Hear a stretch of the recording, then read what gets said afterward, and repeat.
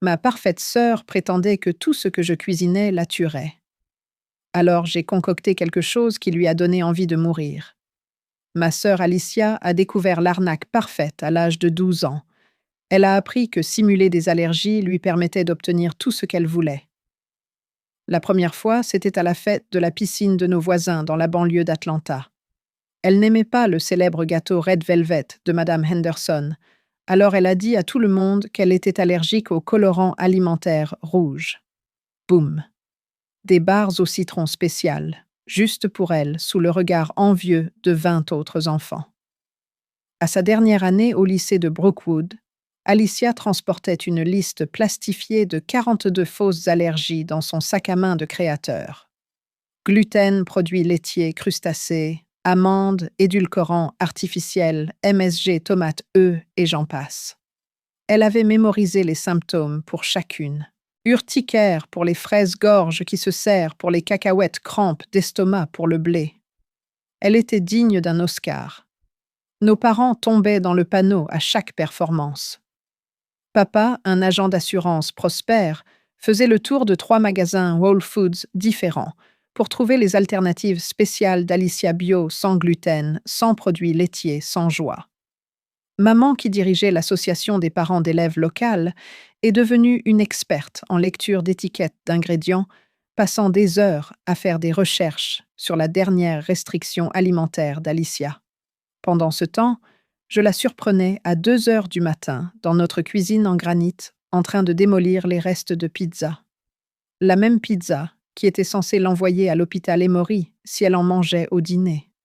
Le même pepperoni qui lui provoquait des poussées d'urticaire mortelles disparaissait tranche par tranche pendant qu'elle faisait défiler son fil Instagram. Quand j'ai été acceptée à l'Institut culinaire de Charleston, Alicia a soudainement développé une réaction potentiellement mortelle aux huiles de cuisson. Elle passait devant notre cuisine et s'effondrait de manière spectaculaire sur nos planchers de bois francs, haletant comme un poisson mourant. Sa respiration devenait superficielle, son visage rougissait et elle murmurait « Geneva, s'il te plaît, l'huile d'olive. Je ne peux pas. » Maman m'a fait pratiquer mes techniques de couteau et de sauce dans notre garage pour 3 voitures parce que la vie d'Alicia était soi-disant en danger. Pendant que mes camarades de classe perfectionnaient leur sauce hollandaise dans des cuisines professionnelles, je taillais des carottes en julienne, à côté de la BMW de papa, respirant les gaz d'échappement et luttant contre les moustiques. Mais j'avais des rêves plus grands que les mensonges d'Alicia. Je voulais ouvrir mon propre restaurant, créer des plats qui rassemblèrent les familles, faire une cuisine qui racontait des histoires. Chaque nuit, je dessinais des idées de menus et des plans de salles, imaginant le jour où je servirais mes raviolis à la courge butternut à des clients payants au lieu de m'entraîner à côté de pots de peinture et de tondeuses à gazon. Alicia savait exactement ce qu'elle faisait. Chaque fois que je m'enthousiasmais pour une nouvelle recette ou technique, elle découvrait une nouvelle allergie. Quand j'ai maîtrisé la soupe à l'oignon française, elle est devenue allergique aux oignons. Quand j'ai perfectionné mon soufflé au chocolat, le cacao est devenu son ennemi mortel. Elle détruisait systématiquement ma passion, une fausse allergie à la fois. Je ne savais pas encore que sa plus grande performance était à venir et qu'elle allait presque détruire tout ce pour quoi j'avais travaillé. Mais j'étais sur le point d'apprendre quelque chose sur ma sœur qui allait tout changer. Alors qu'elle faisait semblant d'avoir peur de la nourriture, elle avait une peur très réelle qui allait causer sa chute. L'ouverture de Geneva's Garden aurait dû être le plus beau jour de ma vie. 3 ans à économiser chaque pourboire de mon travail à temps partiel au Café Luna. Chaque dollar gagné en organisant de petits événements. Chaque centime que j'ai pu rassembler a été investi dans cette remorque Airstream argentée et brillante. Je l'avais transformée en une cuisine mobile avec un équipement de qualité professionnelle, complété par un four à pizza au feu de bois et une machine à crème glacée molle. Le premier jour, c'était le coup de feu du déjeuner sur Peachtree Street. Les employés de bureau du centre-ville d'Atlanta faisaient la queue tout le long du pâté de maison pour mes plats signature macaroni au fromage, à la truffe tacos, au barbecue coréen et le célèbre cobbler aux pêches de ma grand-mère. L'arôme des oignons caramélisés et des herbes fraîches emplissait l'air. La caisse enregistreuse sonnait. Un rêve qui devenait réalité.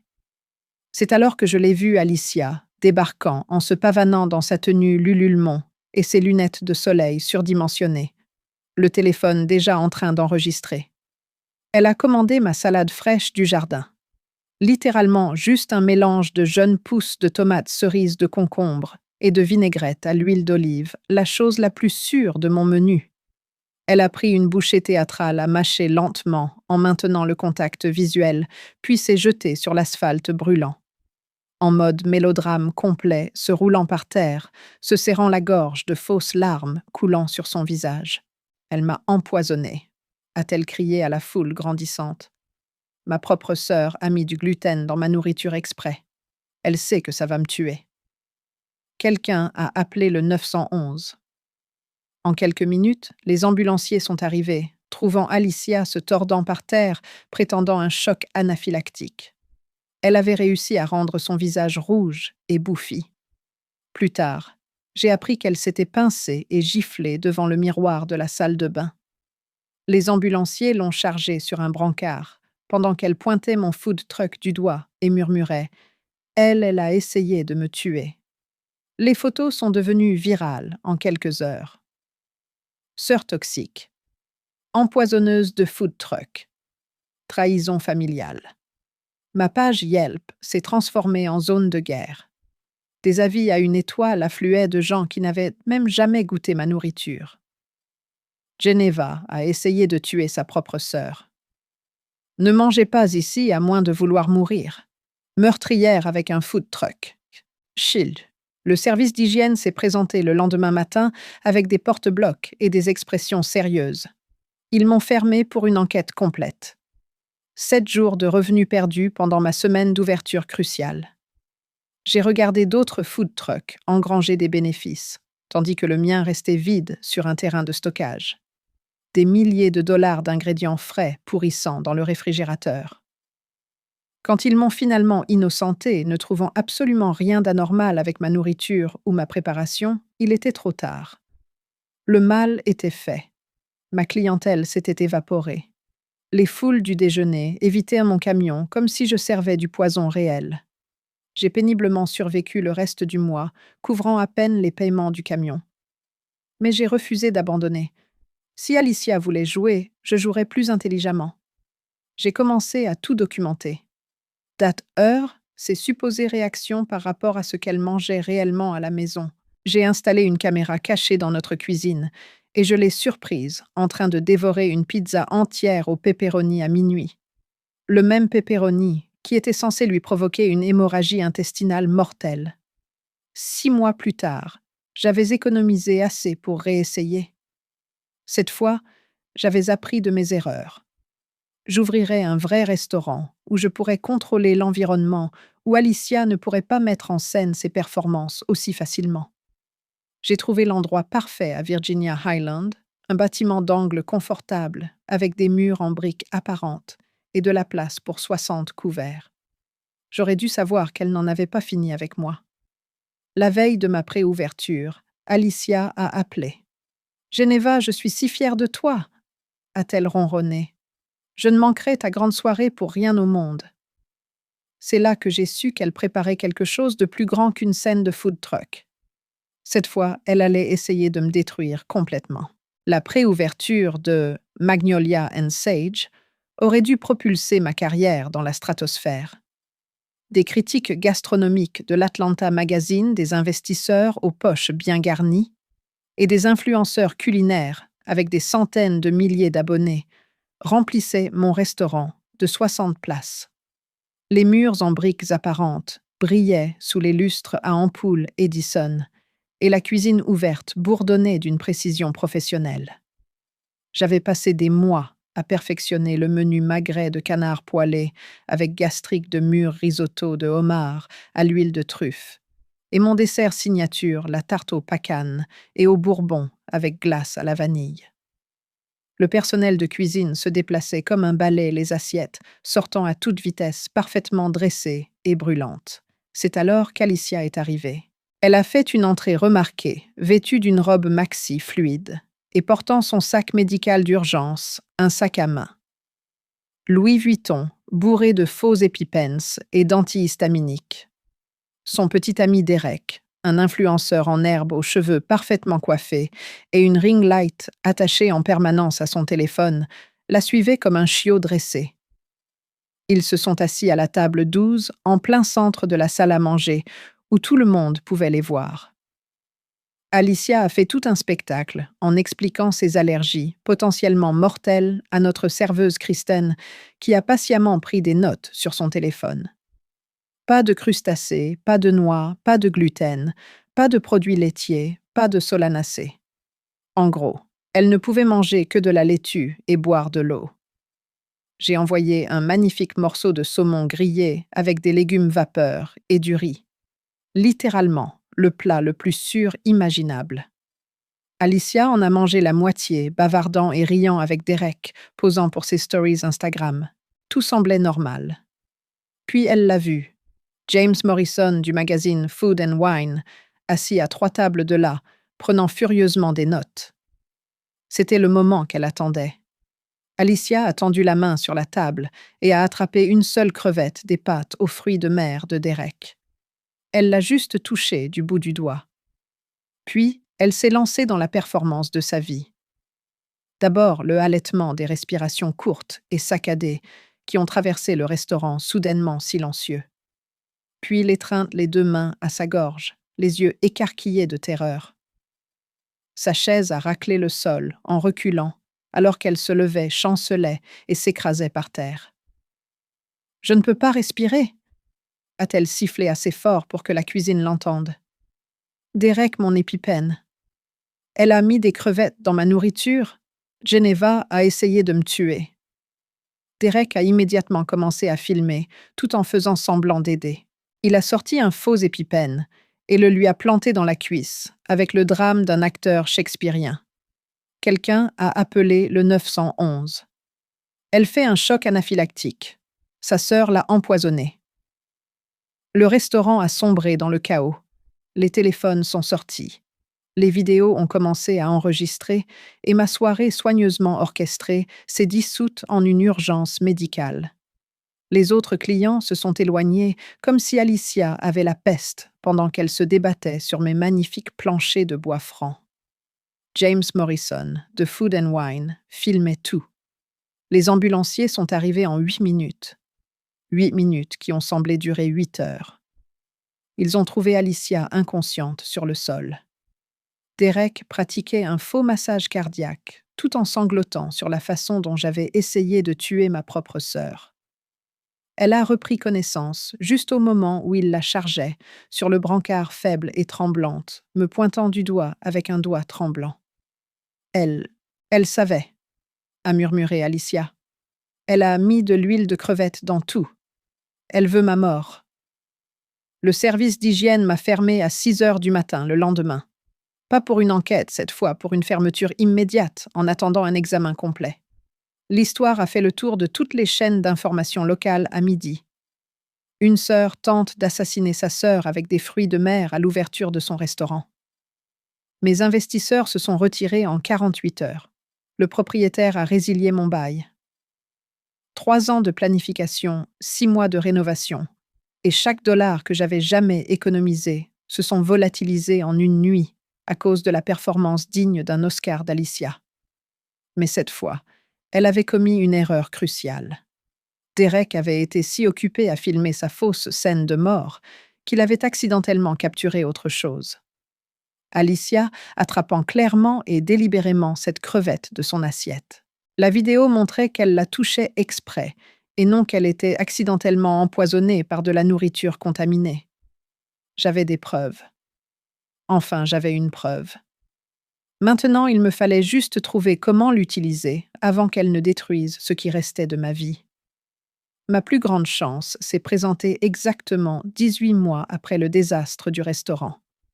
Food Network a appelé un mardi matin, alors que je travaillais comme commis de cuisine dans une chaîne de restaurants à Marietta, essayant de reconstruire ma réputation, une carotte en julienne à la fois.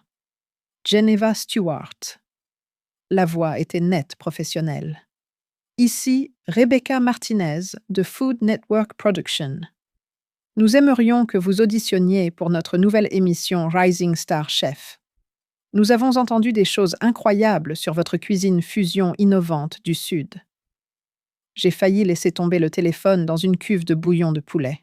Rising Star Chefs était le Saint Graal.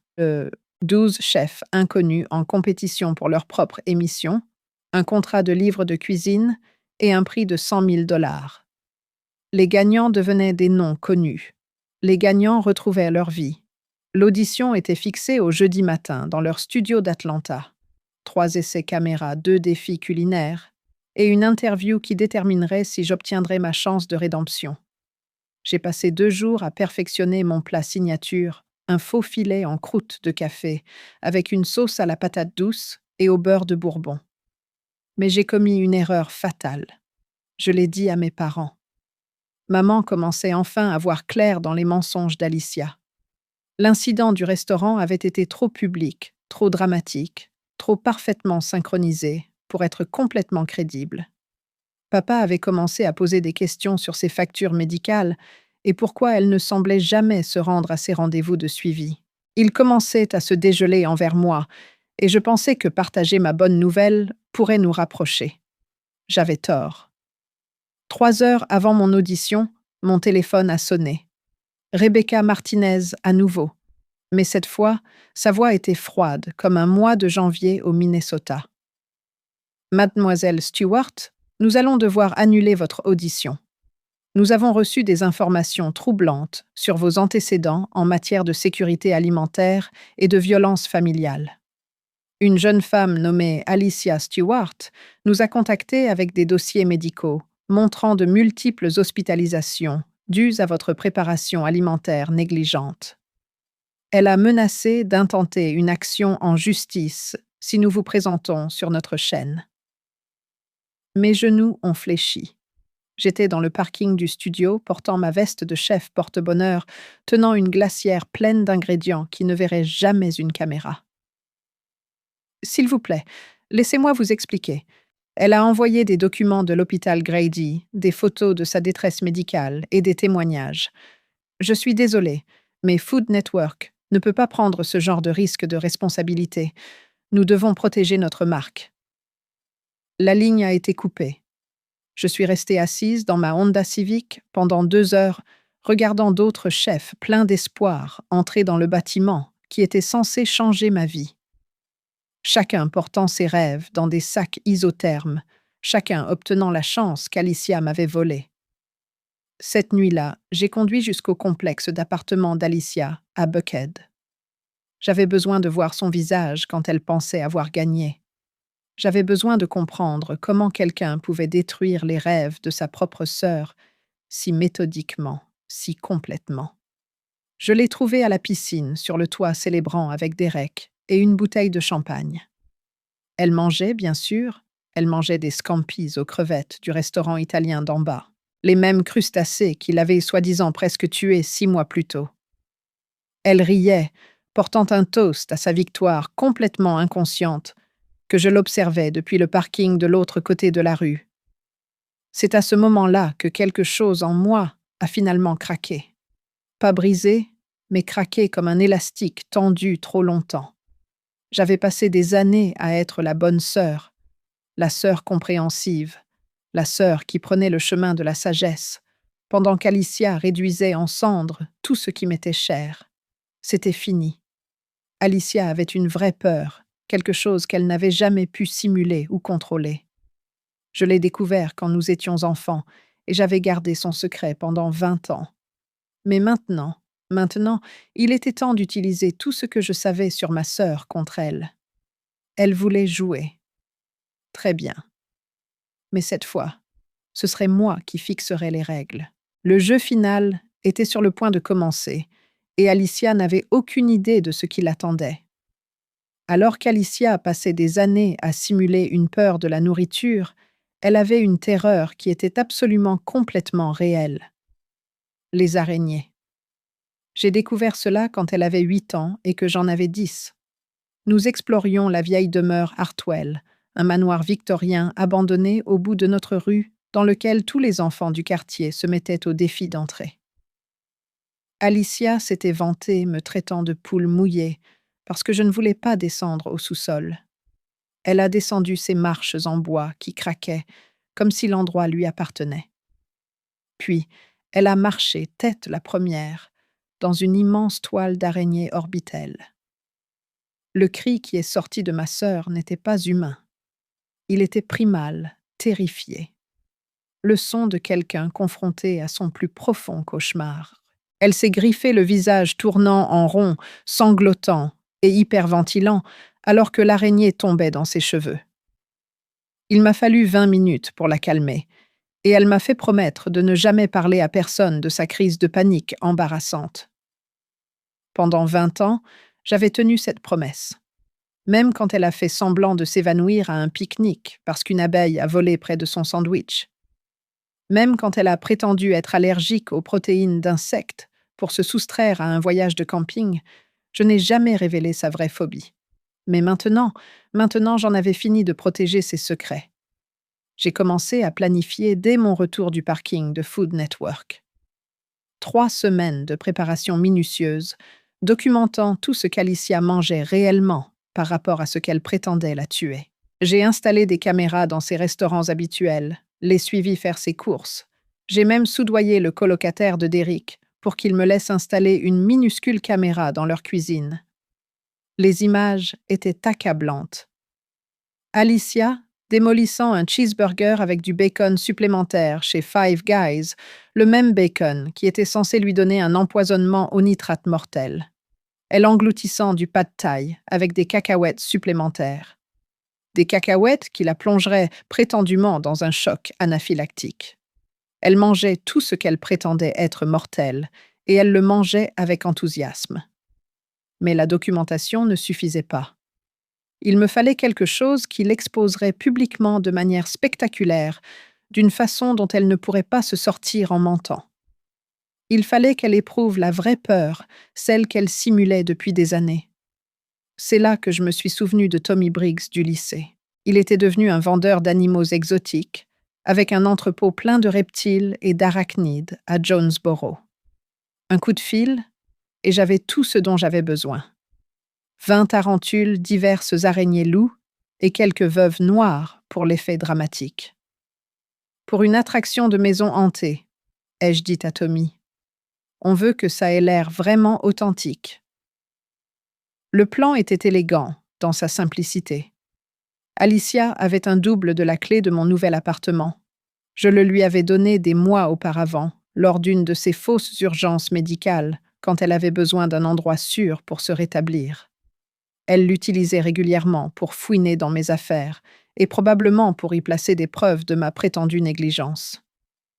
J'ai passé un samedi après-midi à créer l'habitat parfait pour les araignées dans ma chambre, derrière la tête de lit, sous la commode, dans les coins du placard, partout où une araignée pourrait naturellement construire une toile. Je leur ai donné de la farine de grillon et leur ai laissé le temps de s'installer, de se sentir chez elles.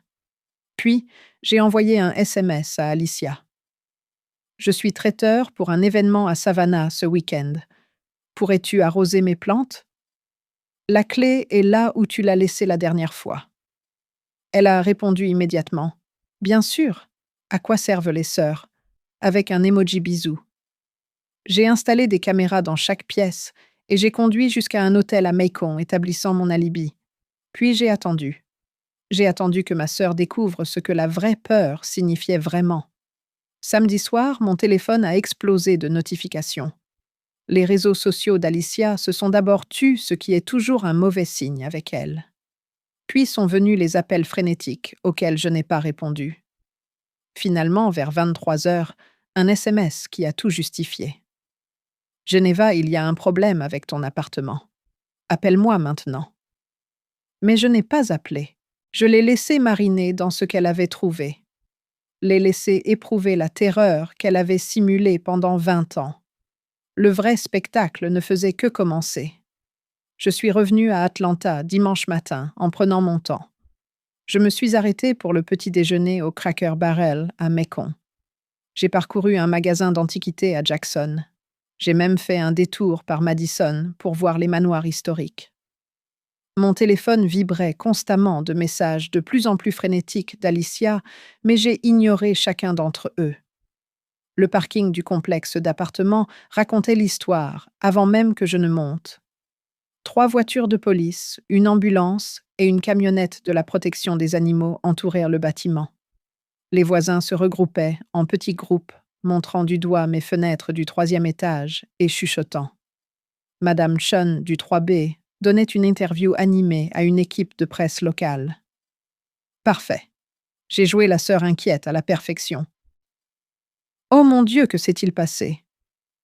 Quelqu'un est blessé. Alicia devait arroser mes plantes. Où est-elle? L'agent Rodriguez m'a mise au courant avec le ton las de quelqu'un qui a géré trop de drames pour un week-end. Votre sœur a appelé le 911 hier soir, affirmant qu'elle était attaquée par des araignées venimeuses dans votre appartement. Quand nous sommes arrivés, elle était barricadée dans votre salle de bain hystérique. Les ambulanciers ont dû la sédater. Attaquée par des araignées? Ai-je haleté, canalisant tous les cours de théâtre que j'avais jamais pris. C'est impossible. Je veux dire, on est en Géorgie. On a des araignées de maison, mais rien de dangereux. C'est ce que nous pensions aussi, a poursuivi Rodriguez. Mais la protection des animaux a trouvé plus de 30 arachnides exotiques dans votre logement. Des veuves noires, des tarentules, des araignées loups. Comment expliquez-vous cela, mademoiselle Stewart? J'ai cligné des yeux, innocemment. Je n'en ai absolument aucune idée. J'étais à Savannah depuis vendredi pour un mariage. Pensez-vous que quelqu'un est entré par effraction? Oh mon Dieu, la pauvre Alicia a dû être terrifiée. La beauté de la chose, c'est que je disais la vérité technique. J'avais été brièvement à Savannah pendant exactement 30 minutes pour acheter de l'essence et établir un horodatage sur ma carte de crédit. Le reste du week-end, j'avais passé mon temps dans diverses autres villes, créant une piste d'alibi. La protection des animaux a fini d'enlever les dernières araignées pendant que je faisais ma déposition. Chacune soigneusement collectée et identifiée, prouvant qu'elle n'était pas native de Géorgie. Quelqu'un les avait définitivement plantées. Mais qui? Et pourquoi cibler mon appartement innocent? Votre sœur a mentionné que c'était une vengeance, a dit l'agent Rodriguez, étudiant mon visage. Quelque chose à propos de vous essayant de l'empoisonner avec de la nourriture. Elle était assez bouleversée. Elle n'arrêtait pas de dire que vous faisiez monter les choses en puissance. J'ai laissé mes yeux se remplir de larmes. Ce n'était pas difficile, vu à quel point ce moment était satisfaisant. Alicia a eu des problèmes de santé mentale récemment. Elle m'accuse d'essayer de lui faire du mal avec ma cuisine, mais ce n'est pas vrai. Je pense qu'elle pourrait être en pleine dépression. L'officier s'est légèrement adouci. Les crises de santé mentale étaient des appels tragiquement courants. Où est-elle maintenant? Hôpital Grady, dit-il. Mise en observation psychiatrique pour évaluation? Elle était... Eh bien, elle ne disait pas grand-chose de cohérent au moment où nous l'avons calmée. J'ai passé le reste du dimanche à nettoyer mon appartement et à visionner les images de sécurité que j'avais collectées. L'entrée d'Alicia était tout ce que j'avais espéré confiante, fouinant dans mon courrier et mes affaires personnelles, se dirigeant directement vers ma chambre pour fouiller dans ma commode. Puis est venu le moment où elle a remarqué la première toile. La caméra a capturé son froncement de sourcils confus alors qu'elle repérait les fils de soie derrière ma tête de lit. Elle s'est penchée de plus près, pensant probablement que c'était juste de la poussière ou des peluches. C'est là qu'elle a vu la veuve noire parfaitement positionnée dans sa toile brillante. Le cri était encore meilleur que dans mon souvenir d'enfance. Alicia a reculé, en trébuchant, a buté sur mon panier à linge et est tombée sur mon lit, où 3 tarentules attendaient patiemment sous les couvertures. Ce qui a suivi, ce sont 20 minutes de pure terreur. Ma sœur, la maîtresse de la manipulation, qui avait simulé des centaines d'urgences médicales, réduite à une panique authentique pour la première fois de sa vie d'adulte. Elle a couru de pièce en pièce, trouvant des araignées partout sa fausse confiance dépouillée pour révéler la petite fille effrayée qu'elle avait été dans ce sous-sol 20 ans plus tôt. Elle s'est enfermée dans ma salle de bain et a appelé le 911, sanglotant au téléphone qu'elle était piégée par des araignées venimeuses qui essayaient de la tuer. La vraie peur qu'elle avait simulée pendant des années. Lundi matin, l'histoire faisait la une des journaux locaux. Une femme hospitalisée après une attaque d'araignée dans l'appartement de sa sœur. Mais cette fois, le récit était différent. Cette fois, Alicia ressemblait à la victime d'une farce cruelle, pas à une survivante héroïque d'une intoxication alimentaire. Et moi, je ressemblais à la sœur attentionnée qui avait été ciblée par le même mystérieux planteur d'araignées qui avait traumatisé la pauvre Alicia. La toile commençait enfin à se défaire, mais je n'en avais pas encore fini. Alicia a passé 72 heures en évaluation psychiatrique à l'hôpital Grady. Quand ils l'ont libérée, elle n'avait nulle part où aller. Derek avait trouvé les images de ma caméra cachée. J'avais fait en sorte qu'elles soient faciles à découvrir, la montrant se gaver de tous les aliments qui étaient censés la tuer. La vidéo d'elle, démolissant une pizza au pepperoni, tout en prétendant être allergique aux produits laitiers, au blé et au porc, est devenue virale sur TikTok. Fausse allergiseur est devenu un hashtag tendance. Des milliers de commentaires d'employés de restaurants partageant leurs propres histoires de clients arrogants, simulant des restrictions alimentaires pour attirer l'attention. Les blogueurs culinaires ont écrit des articles de fond sur la fraude aux allergies et comment cela nuisait aux personnes atteintes de réelles conditions médicales. Son propriétaire l'a expulsé pour avoir introduit des animaux dangereux dans l'immeuble. Apparemment, certaines de mes araignées s'étaient égarées dans les logements voisins, causant un certain émoi. Derek l'a largué, via une story Instagram, postant la vidéo de la pizza, avec la légende « Quand ta copine ment surtout depuis 3 ans ». Visage de menteuse pizza. Balai évité. Elle a dû retourner vivre dans le sous-sol de nos parents. Mais voici le truc avec nos parents. Ils ne sont pas stupides.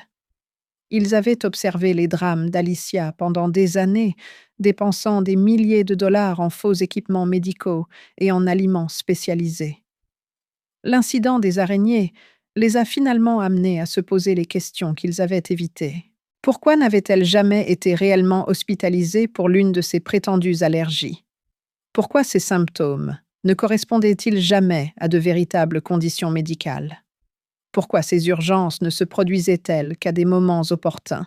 Ils ont engagé le docteur Patricia Wong, une allergologue à Emory, pour effectuer des tests complets, analyse de sang, tests cutanés, régime d'élimination, le bilan complet. Les résultats étaient exactement ce que j'attendais. Alicia n'avait aucune allergie alimentaire, pas même de légère sensibilité. Elle pouvait manger tout ce qu'elle avait évité pendant 20 ans. Maman m'a appelée en pleurant. « Geneva, ma chérie, je suis tellement désolée. Nous aurions dû remettre cela en question il y a des années. Nous lui avons permis de te faire du mal, et je ne me le pardonnerai jamais. » Papa a été plus direct. « Ta sœur a besoin d'une aide psychologique sérieuse, et tu as besoin d'un nouveau food truck. » 3 mois plus tard, j'ai signé un contrat de livre de cuisine avec HarperCollins. Real Food for Real People Cooking Without Fear. De la vraie nourriture pour de vraies personnes. Cuisiner sans peur est devenu un best-seller rempli de recettes qui célébraient les véritables restrictions alimentaires, tout en dénonçant les dommages que les fausses allergies causent aux restaurants et aux vrais malades. La dédicace dit « Pour ceux qui ne peuvent vraiment pas manger certains aliments et pour les chefs qui travaillent dur pour les accommoder avec soin et respect. » La semaine dernière, j'ai ouvert mon nouveau restaurant à Decatur Honest Kitchen, la cuisine honnête. Le concept est radical dans sa simplicité. Nous servons de la vraie nourriture à de vraies personnes. Aucune performance requise. Notre menu liste clairement tous les ingrédients. Nous prenons les allergies authentiques au sérieux et nous reversons 10% de nos bénéfices à la recherche sur les allergies alimentaires, Le soir de l'ouverture, j'ai aperçu Alicia par la fenêtre. Elle tenait son téléphone, espérant probablement monter une autre scène, mais quelque chose avait changé. Elle avait l'air plus âgée, dégonflée, comme un ballon qui perd lentement son air. La confiance qu'il avait portée à travers des années de mensonges avait disparu. Elle m'a surprise en train de la regarder et a articulé « Je suis désolée » à travers la vitre. J'ai articulé en retour « Trop tard ». Elle est partie et je ne l'ai pas revue depuis. Mes parents viennent au restaurant tous les dimanches. Ils amènent des amis, commandent tout ce qui est sur le menu et donnent généreusement des pourboires aux serveurs. Maman dit que c'est une pénitence pour les années où ils ont choisi le drame d'Alicia plutôt que mes rêves. Je leur ai pardonné. La famille, c'est compliqué, et les artistes de la manipulation comme ma sœur sont expertes pour tromper les gens qui les aiment le plus. Mais Alicia, je ne lui ai pas pardonné, et je ne le ferai probablement jamais. Elle n'a pas seulement menti sur des allergies alimentaires. Elle a volé des années de ma vie, détruit ma réputation et a failli tuer mes rêves. Certaines choses sont impardonnables. De nos jours, elle poste occasionnellement sur les réseaux sociaux à propos de son parcours de rétablissement et de sa quête de soi après un traumatisme. Les commentaires sont brutaux. Internet n'oublie pas, et il ne pardonne certainement pas aux fausses victimes qui nuisent à de vraies entreprises. Elle vit toujours dans le sous-sol de nos parents, travaillant à temps partiel dans un Target à Marietta, commandant sur DoorDash chaque soir dans les restaurants qu'elle terrorisait avec ses fausses urgences. J'ai entendu dire qu'elle a pris 18 kilos à cause du stress et en mangeant tous les aliments qu'elle peut soudainement tolérer. Pendant ce temps, mon restaurant a une liste d'attente de 6 semaines. Food Network a rappelé. Cette fois, ils veulent que j'anime ma propre émission sur la cuisine honnête et la rédemption familiale. Le contrat est sur mon bureau, attendant ma signature. Parfois tard le soir, je me demande si je ne suis pas allée trop loin avec les araignées. S'il y avait une manière plus douce de dénoncer ces mensonges. Mais ensuite, je me souviens de l'appel de Food Network, des années de cuisine, dans le garage du food truck, détruit de l'humiliation, d'être traitée d'empoisonneuse par ma propre sœur. Alicia m'a appris que parfois il faut combattre le feu par le feu, ou dans son cas, la fausse peur par la vraie terreur. Elle a dit que tout ce que je cuisinais la tuerait. Au final, j'ai concocté quelque chose qui a plutôt tué sa crédibilité.